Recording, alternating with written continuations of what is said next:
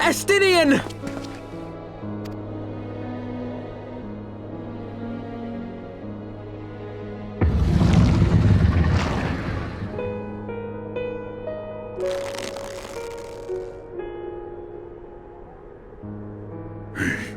Is this to be mine end? Nay, I will not allow it. I am of the first brood. I am vengeance incarnate. I am Nidhogg. Thou shalt die by my hand.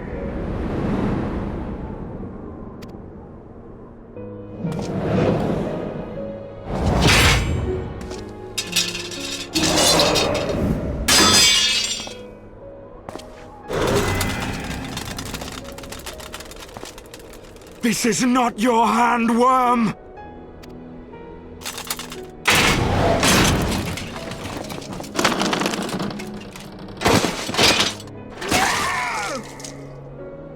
Thou wilt obey!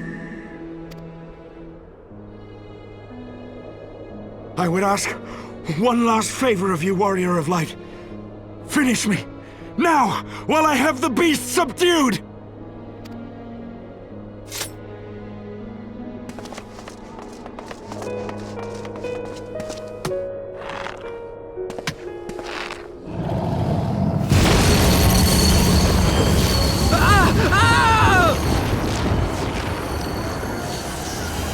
Waste your time!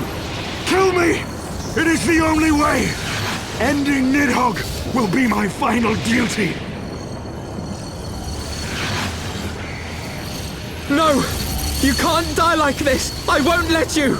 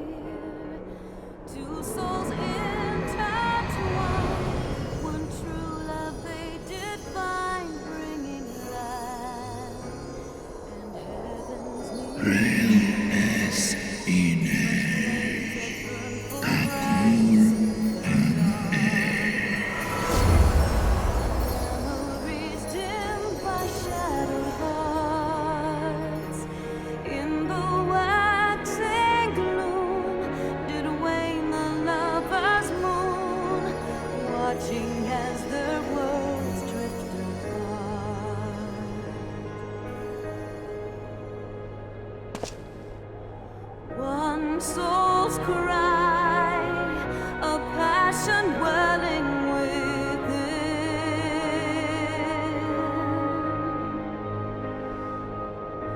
Sacrifice, a bind plea to her king. The eyes! Cast them into the abyss! Yet this bond of hope by treachery was broke, scattering her words to the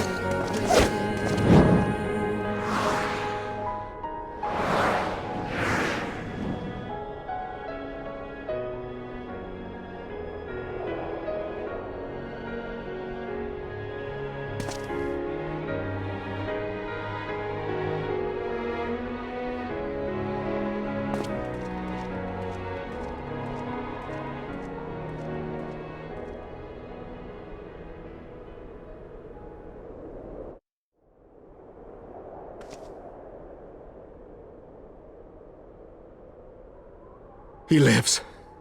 Ah, Estinien, my ill-fated friend. Lucia, summon the healers. I want them ready to receive him. At once, Lord Commander.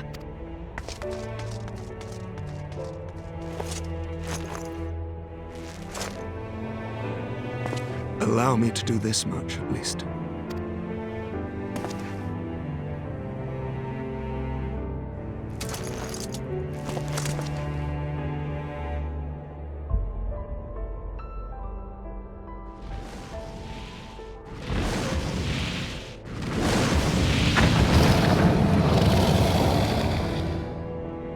Alemon in Nidhogg, fall in. You have my gratitude, Resvelga. Your deeds this day have saved a great many lives. And fear. Ustra udin instra rare. An hesnesh.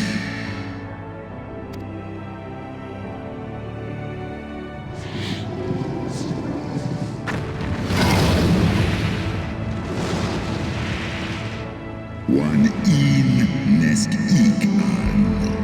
Keifta.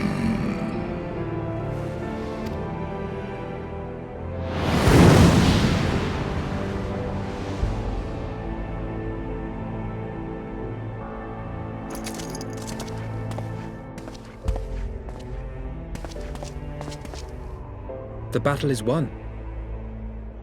We can do no more for Estinien now than bear him home and wish him well, even as Hraesvelga did.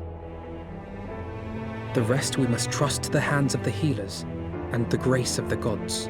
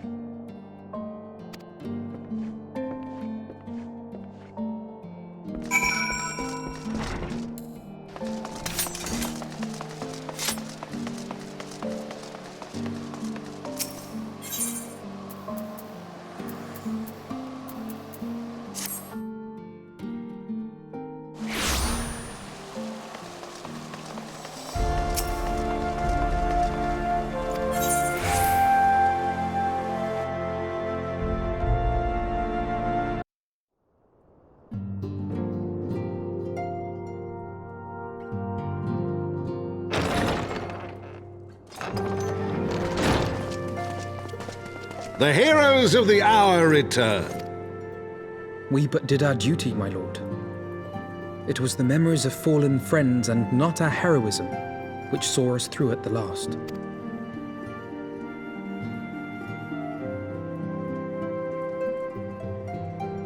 I gave every ounce of my strength, but mine efforts would have counted for naught had the Warrior of Light not arrived to challenge the Great Worm. As a sworn knight of Ishgard, I had hoped to do more for my city. Well, we cannot all be heroes, dear brother. Let us put away our pride for a moment and revel in the valiant deeds of our comrade. For your sterling service to Ishgard, we salute you.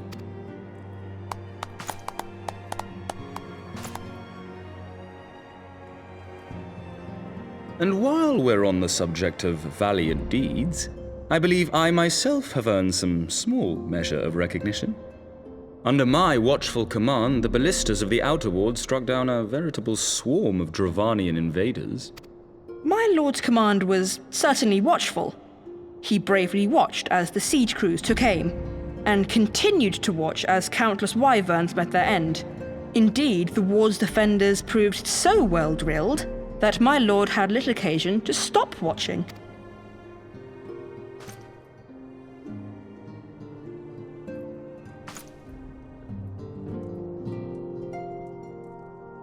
There will be time enough to determine who is most deserving of recognition later. Our friends are doubtless weary from their exertion. I had chambers prepared in expectation of your return. You are welcome to retire at your leisure. I am most grateful for your hospitality, my lord, but I believe I shall pay a visit to the Temple Knight's Infirmary. Pray excuse me.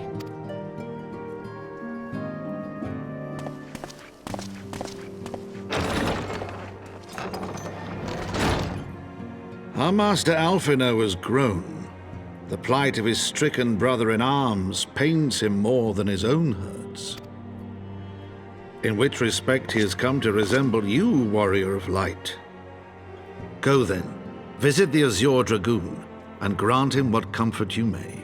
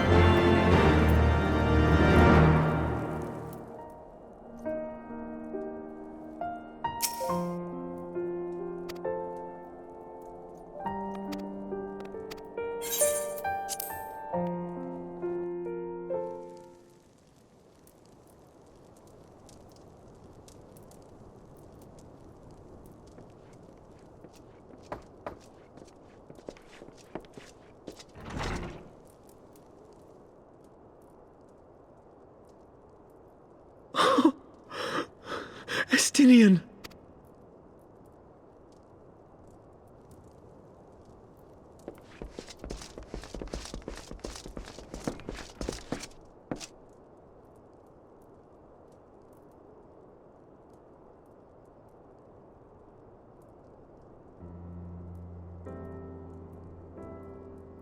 Cease your mewling, boy. It grates my ears. Forgive me. When I saw you awaken, I could not... It was such a relief. We feared you might never wake up. Now, Estinien. If Master Alphinaud thought any less of you, you would still be Nidhogg's plaything. Or dead. Aye, 'twas but a jest. I thank you, Alphinaud. And you too, Warrior of Light. Quite how you managed to persuade Hraesvelgr to aid in his brood brother's downfall I cannot imagine. But full glad am I that you did. 'Tis an honor to share the mantle of Azure Dragoon with one such as you.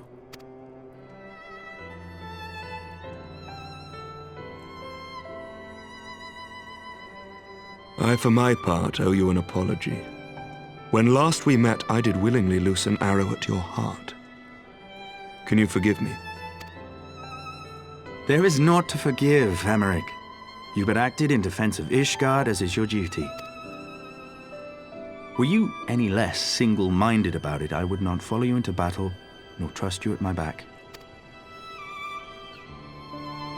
Besides, I had come to the selfsame conclusion, that I would have to perish for Nidhogg to be stopped. So let us dispense with the hand-wringing. I have heard enough mewling for one day. Oh!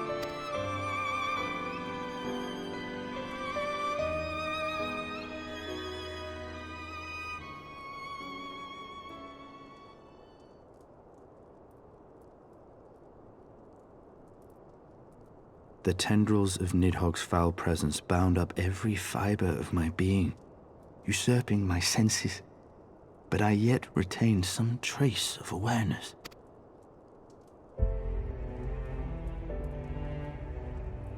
The worm's mind was as a vast and tumultuous sea. Endlessly its black waters churned, his grief and despair at Ratatoska's murder never calming, never receding. Driven by this surging current came wave upon wave of unrelenting rancor. It was the very image of my own heart. There I saw the dark reflection of the hatred I felt after Nidhogg slew my family, when no path remained save vengeance against dragonkind.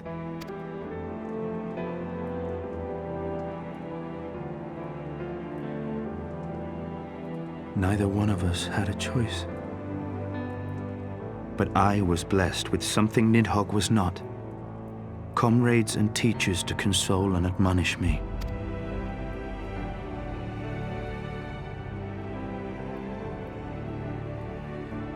Had I not had them to gainsay my obsession, it would surely have consumed me as Nidhogg's did him, and we would have been in all respects alike.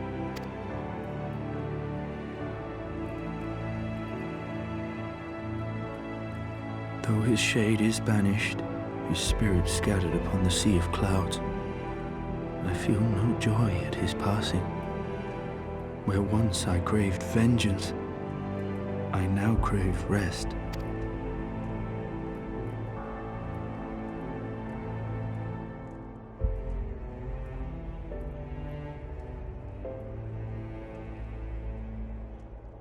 Lord Commander, my hunt is at an end. I would lay down the mantle of Azure Dragoon. My friend.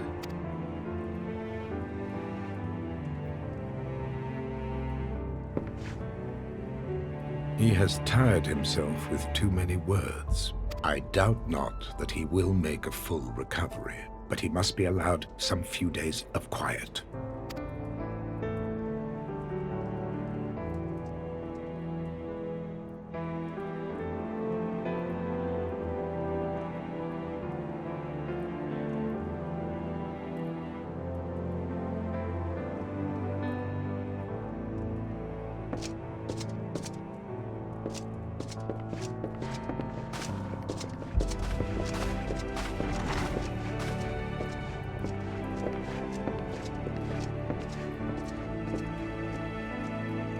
I too must see my path to its end.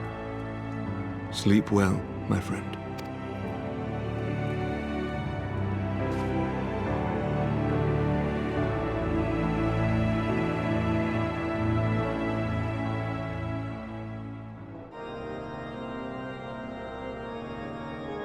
Following the battle with Nidhogg on the Steps of Faith, Sir Emeric called an assembly that he might make his final proclamation as acting head of state.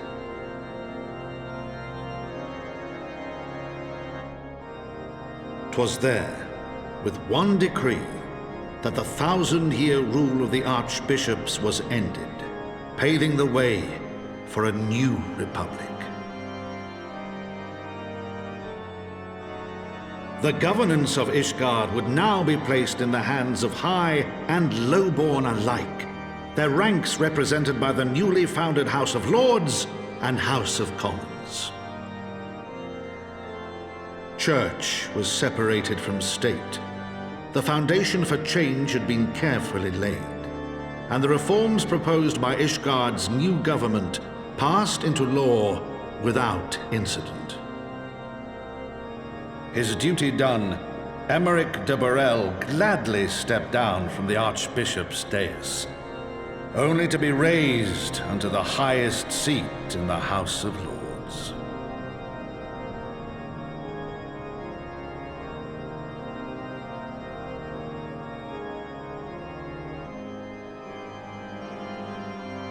Though he strove at first to refuse this honor, the unexpectedly strident voice of the Count de Durandare left him little choice but to accept.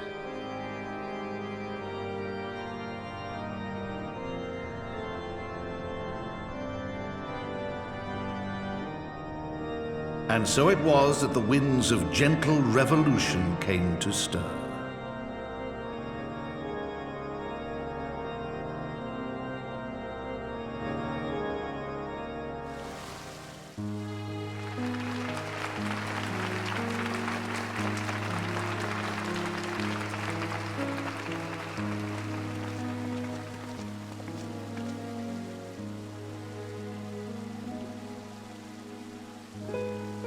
Prominent among the many honored guests at Sir Emeric's investiture were the ambassadors of Dragonkind, a fitting symbol of Ishgard's newfound peace.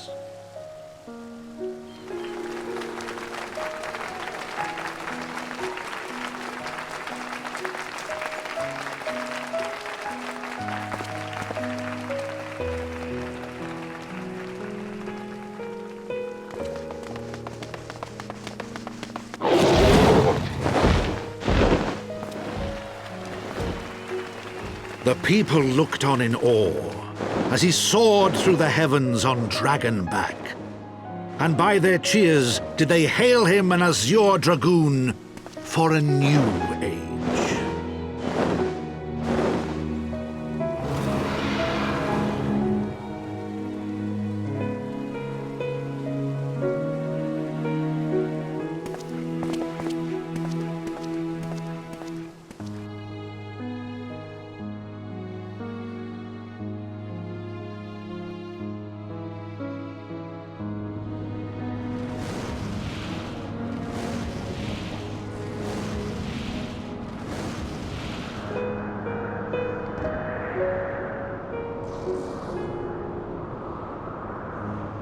Thus were the notes of the Dragonsong rewritten, the din of war giving way to a rising litany of peace and hope.